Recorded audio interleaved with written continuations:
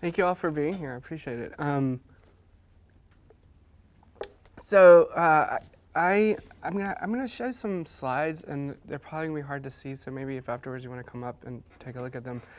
I like to illustrate the place where I live and that I write about. I think it's important. I grew up in Orangeburg, South Carolina. I've spent a lot of time in Western North Carolina, and now I live in a small town in Central Ohio.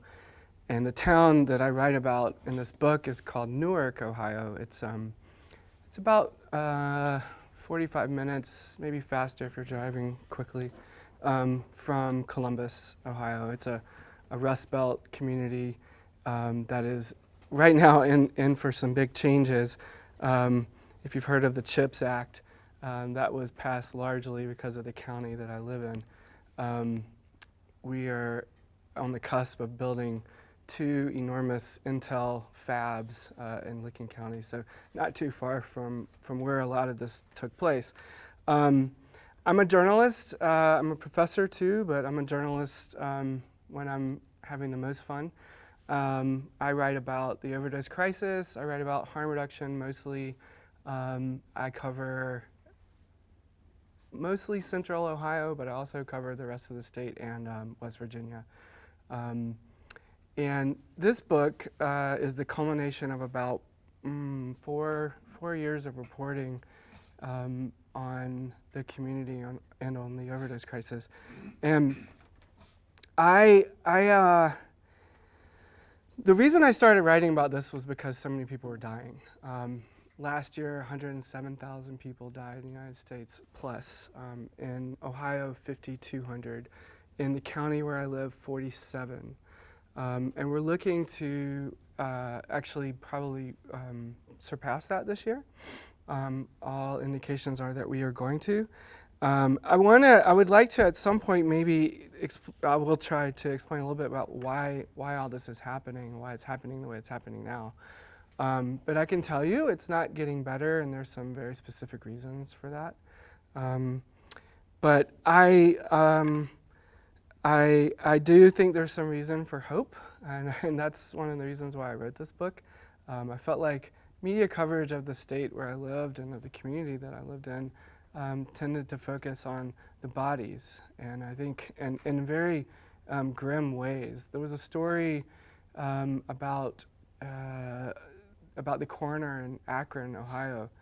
Couldn't find enough room to store bodies because of the large surge in carfentanil and fentanyl-related overdoses in 2016. And the story was, in the national media. And if that's all you see, you don't really see what's actually happening on the ground. And so I wanted to tell a different kind of story. And this book is called This is Ohio. It's a response to another book called Ohio. And I will not name the author of that book, but I think this is the Ohio that I see and that I'm proud to call home. One of the solutions in Licking County has been to create a safe space for people who use drugs. And this woman right here, Trish Perry, started handing out coats to people who were unhoused in February of 2016, I believe. And it kind of blew up. It became more than just handing out coats. It became handing out meals, and they set up shop on the corner of Buena Vista and Main in Newark, which is on the sort of the east side of Newark, and is a traditionally underserved community. As anyone who spends any time at this place, I call it the corner. People that go there call it the homeless outreach or the corner. They'll tell you that the overdose crisis especially affects people who are caught up in our criminal justice system, and that's who she was really trying to serve. Her son is someone with substance use disorder, and so she really saw the faces of the people who were coming to the corner to get coats, to get meals, as in some ways her son, right? She started handing out naloxone And she also started handing out syringes, and that is sort of the center of the story in some ways. The people who serve these folks know that thinking about addiction and about overdose as a social justice problem, that we need to shift our thinking and start to think of it as a social justice problem or as a human rights crisis that mostly affects poor people. I mean, all the research is very clear on this. I think much has been made about the fact that opioids have entered suburbia and that it has for a long time been a largely white suburban and even rural problem. And that has changed dramatically in the last 5 years. The fastest growing group who are overdosing in Ohio right now are black men ages 62. That's the median age, okay? So if you are poor, if you are unhoused, if you are not straight, cisgendered male, you are more likely and you are at greater risk of overdose, right? And so, yeah. You said the median age was 62? 62, yeah. Surprising. Right, we'll get to that. Why is that? That's a great question, yeah. It's a great question. This is Ohio, so this is Ohio. This book itself tells the story of a grassroots movement, all right? A grassroots movement in a small town or city, 50,000 people, in a rural county in Ohio, folks trying to change the lives of the people around them, right? And they're not waiting for the people in power to make that change, right? And I always say this is a story about ordinary people doing extraordinary things because it's true. This is the courthouse, and some of the action in this book takes place in the courthouse, but I'm not going to go into that. I kind of want to focus just on Trish and Billy. And Trish is the woman who runs the corner, and Billy is her son. I was seeing people fight hard, fighting really hard for the people in their community.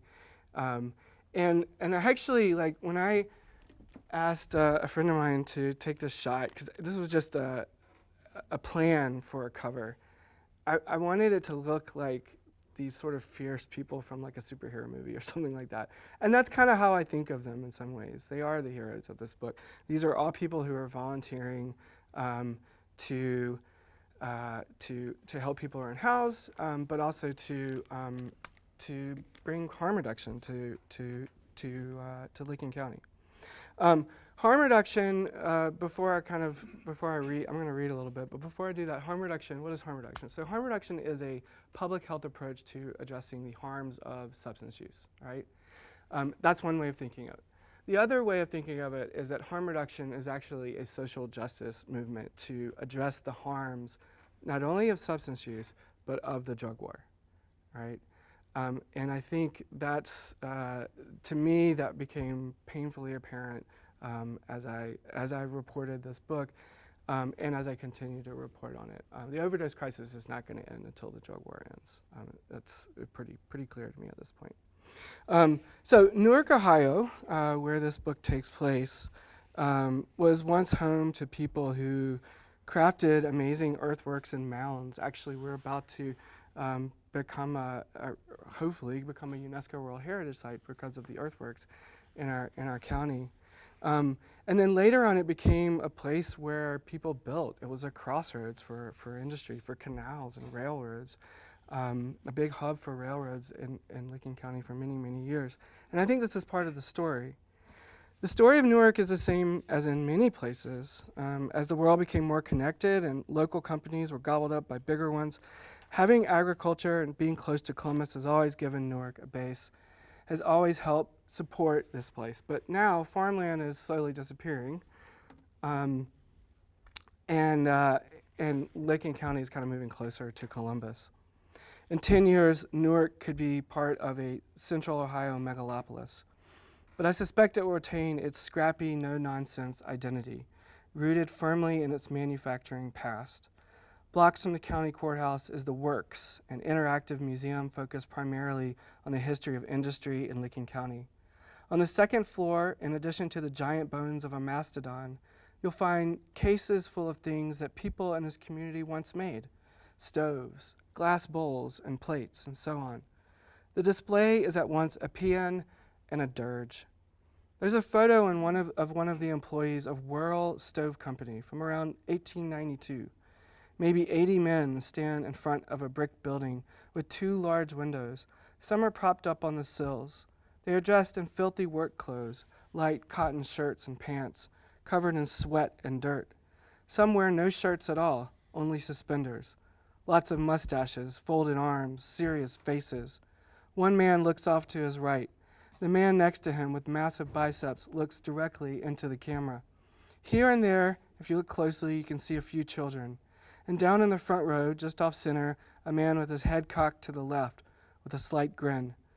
This is not a past that I want to romanticize. Their work was hard, hot, and dangerous. These men made things. They built stoves that people cooked on and fed their families with. And during World War II, Whirl completely switched over to making artillery shells. These were not objects that you conjured into being, but objects that you crafted into existence. And that's that guy. I like that guy. That world, of course, has changed a lot, but Newark, as a small Midwestern city, is pretty typical. If you're familiar with some of those cities, I'm thinking of places like Anderson, Indiana, which also has glass manufacturing in its past, Lima, Ohio, just in the neighborhood, Zanesville, Lancaster. These are places that were one time hubs of industry, no longer are, and you can kind of see, where the industry existed at one time, and you can see what's left of it. And part of the problem in a place like Newark is housing. Housing is a big issue everywhere, but it's a big issue in Newark. There's a lot of substandard housing, the remnants of that industrial past. It's actually a city that I think is doing pretty well, but still, even in Newark, 56% of the community is just getting by, according to United Way's ALICE numbers, right? So it's no surprise then that the overdose crisis seems to have especially affected places like Newark, places that have been deindustrialized, and affecting people on the margins in those places. In some ways, to understand what's happening in Newark, though, I think you have to understand what happened in places like Huntington, West Virginia, or Portsmouth, Ohio. I've done a lot of reporting from Portsmouth. Let's see. Portsmouth is on the river. It's very southern Ohio. It's right on the river across from Kentucky. It's a beautiful, beautiful place. But it's really the buckle of the opioid belt, for sure. In Portsmouth, the model for the pill mill, if you've ever heard this term, so pill mills were basically places where you could go in.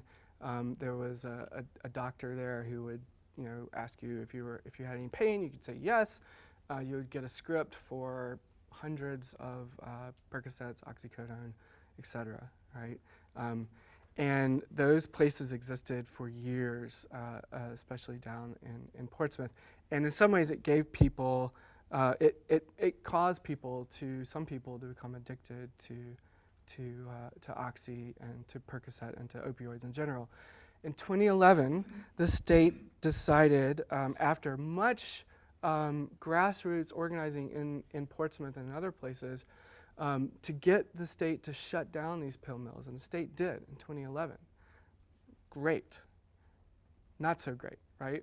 Because what happened next, as my friend Abby Spears, who runs the syringe exchange in Portsmouth, says, she at the time, and this is really interesting, she was working for the police department, taking calls to the police department. She said it felt like it was overnight, really weeks after those pill mills were shut down, that they began to have lots of issues with heroin. Heroin had always been around, but it very quickly became the drug of choice because that was kind of all people were left with. Okay, so I want to point this out. So you've got a place where you can get a safe supply of a drug, right? That 70% of Americans have taken at some point or another. Roughly 3 to 5% of those people have become addicted, depending on the studies you look at. Okay, or less, or addicted or have had issues with dependency, okay? Right? So you have a safe supply, you get rid of the safe supply, and people begin to go to the streets to get illicit opioids, right? Oh, almost overnight. Yes, sir. The appearance is that more people were dying from OxyContin than the 3 to 5% that you mentioned. I'm talking about addiction, not overdose. I think these are two separate conversations. And that's one thing I always like to make clear.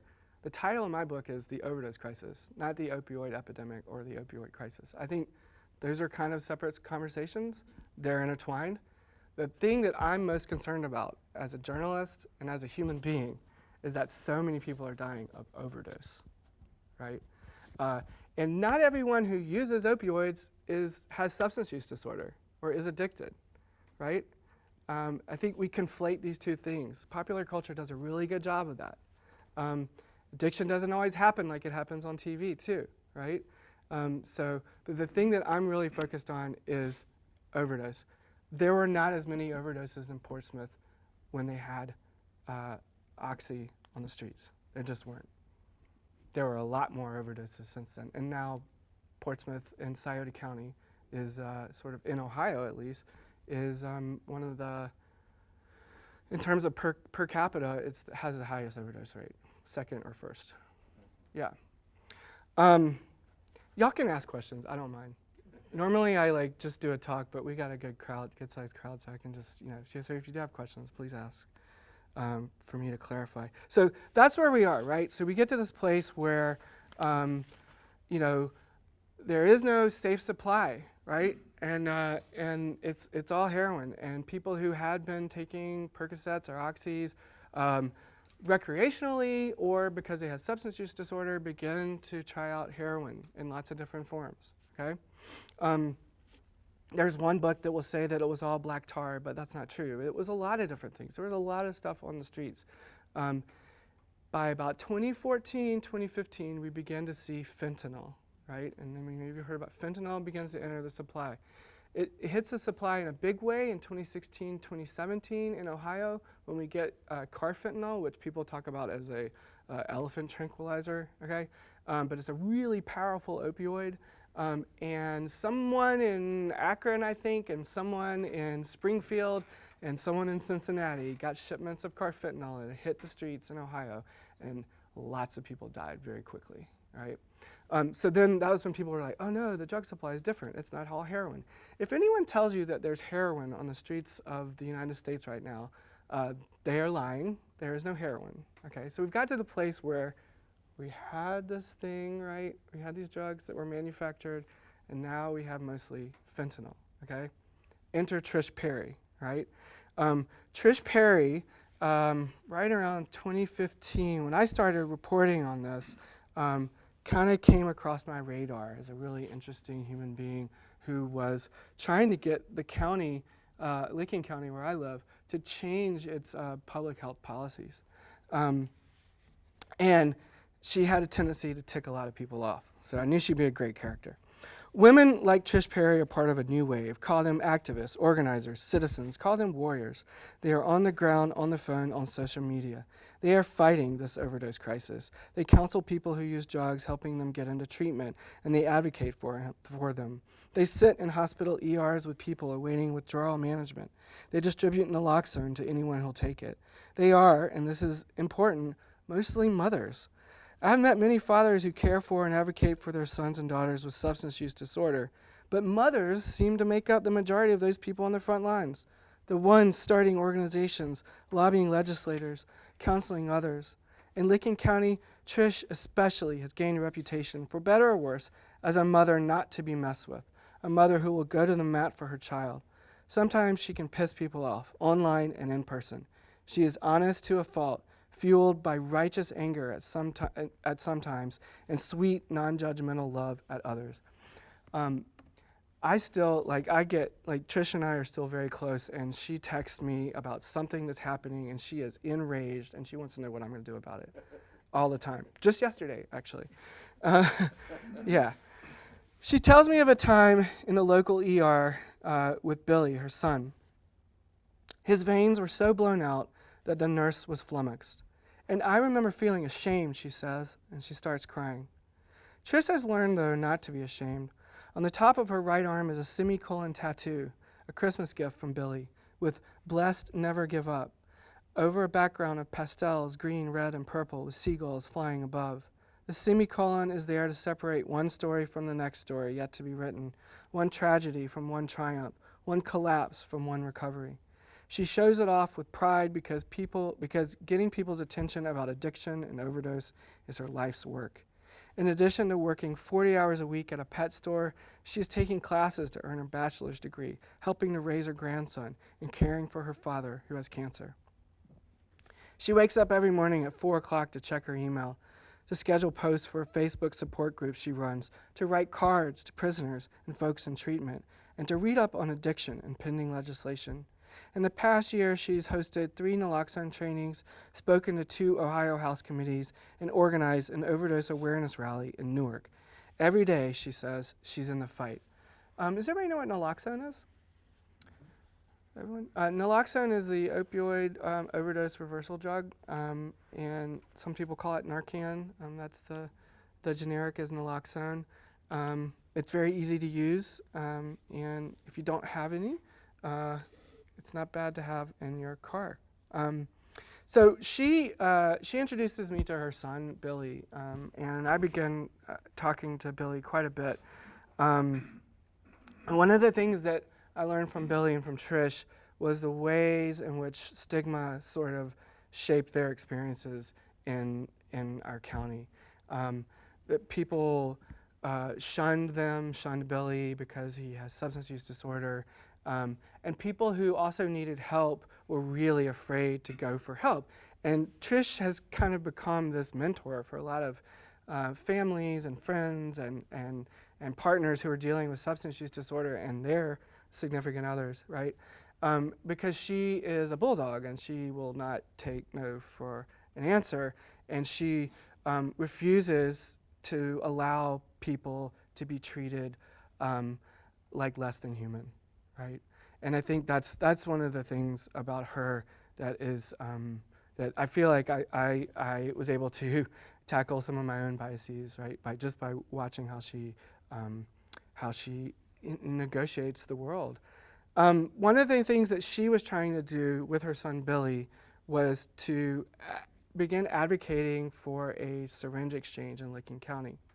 The way the law works in Ohio is that syringe exchange is legal, but the county has to decide whether or not they're going to allow it, right? We really firmly believe in home rule in Ohio. So the county board of health has to vote on whether or not we're going to have a syringe exchange. There's only one doctor on our county board of health. If that gives you an idea of the battle that they were having to wage, right? Her son Billy, and that's him right there, is really smart, super smart, articulate, and can speak in front of groups, right? And so he begins the process of becoming an activist. While I was reporting, he speaks in front of city council, and he talks about his substance use disorder and like the struggles he'd had. At the time, he was experiencing sobriety. He had been for about 6 or 7 months when he started this. But he's speaking in front of city council. He's speaking to the health board. He really wants to reframe addiction and overdose as health issues in Licking County and in Ohio. And try to transform the sort of war on drug narrative that people believed in. And so he begins talking a lot about harm reduction. And hearing about harm reduction from Trish is one thing, but from Billy, it was another, I think, for a lot of folks. He doesn't quite have the edge that his mom does. But what he was trying to say and the story that he was trying to tell folks was about how, when he is struggling, it's hard to find safe spaces to be, right? And harm reduction is about meeting people where they're at, right? Meeting people in the place of their struggle and saying, okay, how can I help you, right?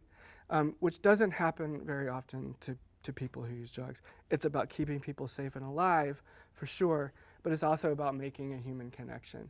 And I think that conversation is often lost when we talk about syringe exchange or syringe service programs or needle exchange or whatever you want to call it. I'm going to call it syringe exchange right now because that's a lot easier to say than syringe service program. But when people talk about syringe exchange, very often the conversation is around needles and needles being on the ground and all this kind of stuff. And we lose sight of what's really important here is that people who use drugs are getting health care, right? And they're getting health care in a way that they hadn't before. In many ways, what's happening right now in Ohio and the rest of the country, I think in many ways we're addressing this particular drug crisis in ways that are different from the ways that we were addressing the crack epidemic in this country in the 80s and 90s. But the drug war still persists. And through Billy, I learned a lot about how that is sort of happening here. In 2017, the latest year for which the official numbers are available when I read this book, there were roughly 2.3 million people incarcerated in the United States. That's dipped down, I think, at this moment to about 2.1. Almost half of those people who are incarcerated, and when I say incarcerated, I mean also a part of the carceral state, meaning they, you are on probation or parole, you're somehow connected to the system. Half of those people are there because of some drug-related offense, right? And that number doesn't include those who committed crimes to support drug use or to support their drug use because using illicit substances is illegal. And if you're using them, you can't necessarily get a job, so then you do other things, and those things get you into trouble, right? So we're talking about this huge system that's really deeply connected to the drug war, right? Police, prosecutors, and judges spend a lot of time punishing people for drug possession, even though a lot of them will say we can't prosecute our way out of this problem. I hear that a lot. These kinds of arrests disrupt low-income communities and communities of color especially, making lives more complicated, causing people to miss work, causing families to lose mothers, fathers, siblings. Felony convictions create even more complications. Surprisingly, or maybe not, at the time I'm writing this, there's this issue. It's called Issue 1. It's going to be on the ballot, and actually, it's going to be on the ballot, and it's going to sort of not decriminalize possession, but make some of the charges a lot lower, right? And make some of the charges that were felony charges misdemeanor charges. So it would resolve a lot of issues for many people. But law enforcement is in favor of this. Prosecutors are in favor of. Law enforcement and prosecutors are deeply opposed to this bill, right? The Lincoln County Sheriff, Randy Thorpe, told the Newark Advocate, which is a local newspaper, that the measure was decriminalization, plain and simple. He argued, law enforcement requires the weight of proportional criminal consequences, not just to curb abuse and trafficking, but also to rebuild and save lives. In other words, sometimes it takes a stick to help someone get sober. Early one morning, I picked Billy up at his house, and I drive him down to Waverly, which is about an hour and a half, 2 hours south of Newark. And he's there. He has to go to court. He has to go to court because he's dealing with a charge that he got. It's called abuse of harmful intoxicants. And it was a charge that he got while he was in treatment. He overdosed while he was at a treatment facility. And he ended up in the hospital. And in the hospital, sheriff's deputies came, they charged him. And for over 2 years, he was dealing with this charge. He'd have to drive down to Waverly, go to court, and every single time he would go down there, they would move the court date. He'd have to drive back home, whatever. I took him down one time, and it was the 5th time that he'd gone down there. And we go, we're sitting around in a waiting room, and I'm looking around, and the place looks like a Walmart. And I said, "It looks like a Walmart." This woman goes, "No, this used to be a Kmart." And Billy goes, "Well, they've still got the blue light special." And so here we were, sitting there for about 5 hours with Billy, waiting for him to go to court, right? And he ends up getting the date moved again, right? At that point, this was the 5th time he had gone down there. At that point, he had still never met with the public defender that was helping him out in this case. At that time, he was running a painting business. He had like 5 employees, and he was like just gangbusters. Things were going great for him. But he had to disrupt his life to go down there and do that. And it's those little things, right? It's those little things that contribute to making people who are on the path to success, to making their lives pretty miserable, right? And he's really frustrated. By the end of it, he's getting really kind of pissed off as we're waiting there, and he's just like, "Why? How am I supposed to do this? How is anyone supposed to do this? How are we supposed to get out of this cycle, right? If this is the way we're treating people who use drugs." Back in Licking County, Billy and his mom and a coalition of folks began to put some pressure on the county to get this syringe exchange passed. The Board of Health votes, and they vote against having a syringe exchange. They didn't want to have one, 8-0. They did it actually in an executive session, and they didn't tell anyone that it was going to be on the agenda. And then they got sued and had to do the vote again, but they still voted against it. So Billy makes an appearance at a protest at the health department, and he's speaking to the news anchor. And what I like about this moment is that he's just really clear-headed in his approach to what was happening. A reporter from Spectrum One News asked Billy if he'll go on camera. Billy tells him how he had attended Board of Health meetings for months, asking for support for a syringe exchange, and how the board had voted in executive session without public discussion or without listing it on their agenda, how they have yet to explain their decision, and how he is here today to seek answers and hopefully change some minds. If they'd paid attention to the research and science in all the counties that have done this, Billy says, it's a no-brainer. It's easier for them to say no comment than to say, we've made a decision based on scientific fact, and we've decided to go against it. Billy is fired up, and the reporter asks him why. I'm a 10-year IV drug user, Billy answers. I've been in recovery for over a year now. During the 10 years of using, I contracted hepatitis C. I've had abscesses that almost took my life. I've been hospitalized for endocarditis. A small thing like a 12-cent syringe could have prevented a lot of that. What we've been doing for so long with the war on drugs is not working. In fact, it's cultivating addiction. We got to start looking at other pieces to the puzzle. There's no one fix to the opioid crisis in America. Billy's on message, on point, and he seems more comfortable with this camera in his face than he did standing in front of city council. Then the reporter asks him what advice he would give to people like him who are no longer using drugs and trying to be abstinent. As cliche as it sounds, take it one day at a time. Once we stop using drugs doesn't mean our life turns into rainbows and unicorns. Life is difficult at best, but taking life one day at a time, one obstacle at a time, what I've been able to accomplish in the last year has blown me away. I think it's important to understand that syringe exchange for a person like Billy and for people who use drugs in general is a point of contact, and it's healthcare. Now more than ever, syringe exchange is important for building connections with people who use drugs because we need to make sure that naloxone is getting into their hands. As I was reporting this, I went to Vancouver in Canada, right? And there, I got to see what serious harm reduction looks like. And it was eye-opening to me.